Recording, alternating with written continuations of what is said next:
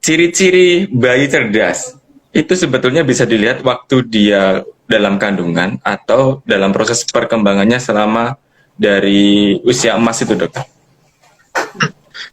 Jadi kalau kita bicara 1.000 hari pertama dalam kehidupan, gitu kan, 1.000 hari pertama dalam kehidupan itu kan justru kita mulai paling besar itu proporsinya adalah pada saat lagi hamil begitu loh. Ya, Di seribu ya. hari pertama kehidupan itu kan 3 tahun kan gitu kan.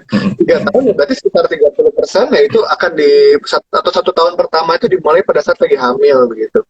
Nah jadi kalau kita bicara mengenai bagaimana kita menutrisi anaknya supaya sehat nantinya gitu 1.000 hari pertama kehidupan selalu start pada saat lagi hamil, itu nomor Ya, satu. ya, ya. Nah kedua, kalau kita bicara mengenai bagaimana kita menilai kecerdasan anak sejak dalam kandungan, itu sulit memang.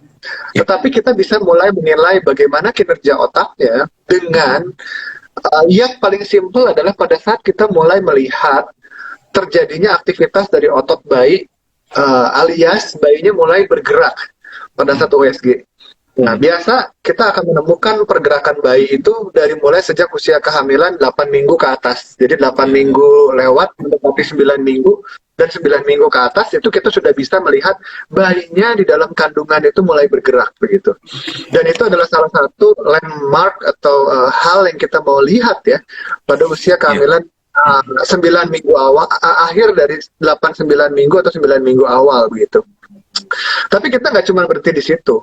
Pada saat bayi semakin besar, pada saat bayi semakin bertumbuh di dalam kandungan, organ-organnya semakin lengkap gitu, gerakan motoriknya pun juga bayi di dalam kandungan akan semakin kompleks.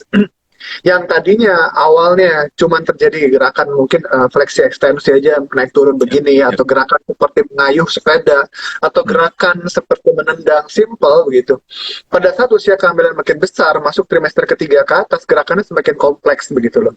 Dia akan mulai seperti ngulet, berputar, kemudian dia juga akan mulai ada gerakan-gerakan seperti mengunyah, kemudian kita lihat gerakannya kadang-kadang seperti meringis, seperti tertawa, tersenyum begitu. Gerakannya semakin kompleks, dan gerakan-gerakan kompleks ini akan semakin bisa dirasakan oleh ibunya juga begitu. Meskipun sebagian besar itu akan teramati dengan lebih jelas melalui gambaran USG, dan cukup USG 2 dimensi, nggak perlu USG 4 dimensi, USG 2 dimensi aja udah kelihatan begitu. Oke.